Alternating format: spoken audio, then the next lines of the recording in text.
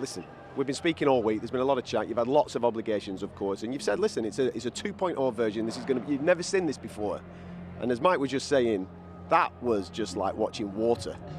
Sensational. Thank you. That's how I planned it, to be honest. I thought, seriously, this guy, I took him so seriously. Like, honestly, I did absolutely everything right. Ticked every box that I could have ticked, did everything, took him. I thought it was going to be a 5-round war. Honestly, I was taking my time in there. I wasn't loading up on anything. They were just little quick shots, and every time I think it's going to be a long fight, that's what happens, and I'm really relieved and happy that that's over. The head kick, was that just to let everybody know there's absolutely nothing wrong with this knee? There's nothing wrong with the knee. Of course, we know that. The head kick, was planning the head kick because what he does is he slips the jab to the right every time he does it. And I just kind of feinted the jab and I just seen him slip, and because I drilled it that much in the gym, I just automatically threw it. You know, I was planning on doing it in the later rounds, but it was still a pretty good kick though, wasn't it? It was a decent kick. Is it? Oh! Listen, he's a formidable guy. You know, he's a ranked heavyweight. I mean, you look on fire here, Tom. You were hitting him with whatever you wanted. That's bonus worthy, that is definitely bonus worthy. I'm not Dana White, but you should be getting a bonus, mate, 100%. But talk me through that feeling. When you landed that right hand and he went down, what was going through the mind?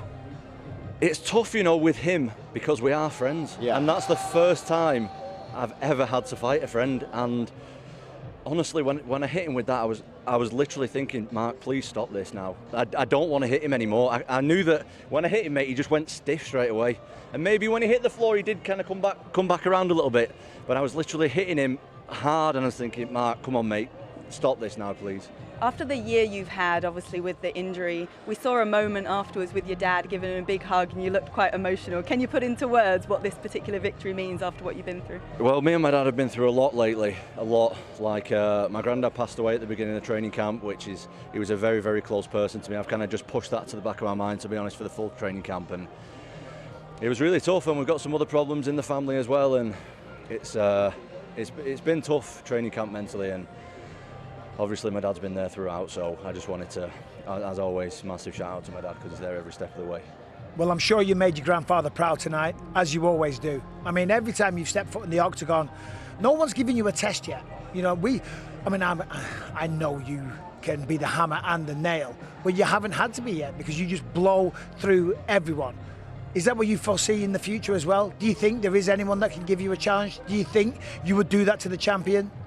I think I've got the capability of doing it to a champion, definitely, yeah. But if not, I'm ready to do whatever, mate. Again, though, you've seen a tiny, tiny, tiny bit of my game, like the tiniest bit. Like, I feel like in all my fights, I've probably shown about 20% of my game altogether. I've got so much more to offer that nobody knows about, and that is just a great position to be in. Like, there's so many people watching me, these heavyweights, they're watching me and thinking, oh yeah, he's weak here, he's weak there, and nobody's got any idea. No one's got the slightest idea, apart from me and the people I train with, of actually what I can do. Well, that's because you keep blowing everybody away at first. Oh, good.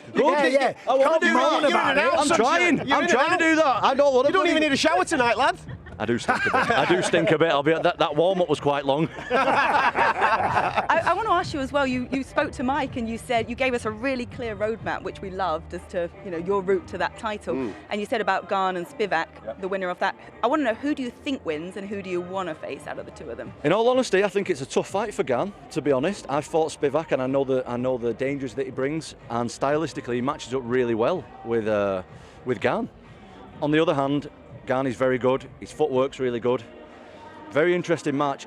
I'm probably leaning towards Gane, but I wouldn't be surprised either way. That's why I want the winner, because I feel like, especially if Gane wins, like, he's just lost out on the title. He's the guy to fight. I want to fight him now, because he's like, if I'm better than him, it shows that I'm ready for the title, definitely. Let me throw this at you. Some people might say you've already beaten Sergey Spivak. Cyril Gane just lost a title shot. There's another man out there with a lot of hype that's finishing people by the name of Sergey Pavlovich. What about that? You versus Pavlovich, #1 contender matchup. Well, that'd be great as well, mate. I'm easy. I'm completely easy, but it makes sense for Paris because the show's in like 4 weeks or something. I can go over, I can have a little watch, cage side. I can have a lovely evening with you gentlemen, I'm sure. And, No red wine. Oh, I'll be on the red wine. No beret. God damn right. I'll be on the red wine and frog's legs. Really enjoying myself. But yeah, it just makes sense, mate, because we'll be ready to go again around the same time. Do you know what I mean? I've just fought. They're fighting in like 4 or 5 weeks, and we'll be ready to go back end of the year. And I just think it's a perfect fight. But hey, I've been matched up against Pavlovich twice as well, so I'm ready to take that fight as well. You want to get on that Madison Square Garden card? Oh, damn right I want to get on that. Well, they're the headline. You might as well be on the same card. Exactly, that's what I'm saying. You said all this week, Tom, that you needed to make sure you were on John Jones's radar. You joked, maybe John Jones doesn't know who I am. Do you think a statement like that tonight, not only on the microphone but with the performance, you can't be ignored anymore? I don't know. I'm sure we'll find out. Hopefully he doesn't give me any online abuse, because I don't really like online abusers, to be honest. I've stayed off it this week, so who knows, but I want to fight him. Listen, we're going to let you go. Go and see your family members, go and see your friends that have... Tom. They all came out for you, so go and enjoy it. Thank you. That was amazing, Tom. Love you. Don't ever try and steal my microphone again. Okay. Don't mess with Michael Bisping. He's a dangerous man. There you go. No, we get told, don't ever give up the mic. Yeah, no, you do. He's like, give me that mic. I'm like, I can't. I want to. You will smash my head in, but I'm holding on to it.